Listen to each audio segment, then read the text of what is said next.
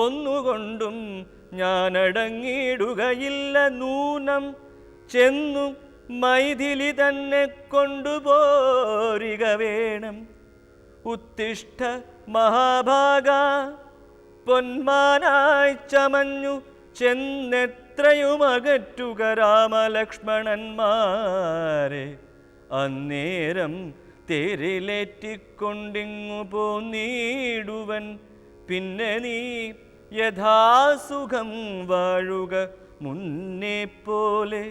ശൂർപ്പണഖ പറഞ്ഞത് ശൂർപ്പണഖയുടെ സ്വാർത്ഥത കൊണ്ട് തന്നെയാണെങ്കിലും യഥാർത്ഥത്തിൽ എൻ്റെ ഭാഗ്യമാണ് സംഭവിക്കാൻ പോകുന്നത്.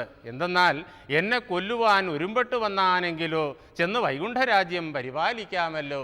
ആ ശ്രീരാമചന്ദ്രൻ വൈകുണ്ഠൻ തന്നെ ദശരഥന് മകനായിട്ട് രാമനായി അവതരിച്ചതാണ്. ആ ശ്രീരാമചന്ദ്രൻ എന്നെ കൊല്ലുവാൻ വേണ്ടിയിട്ട് വില്ലുമായി ഈ ലങ്കയിലേക്ക് കടന്നു വരികയാണെങ്കിൽ എത്രയും വേഗം മൃതിപ്പെട്ടിട്ട് ആ വൈകുണ്ഠ രാജ്യത്തിലേക്ക് മടങ്ങിപ്പോകാമല്ലോ എന്ന് ഓർത്ത് രാവണൻ അതേ പ്രകാരത്തിൽ സീതയെ അപഹരിക്കുവാനായി നിശ്ചയിച്ചു.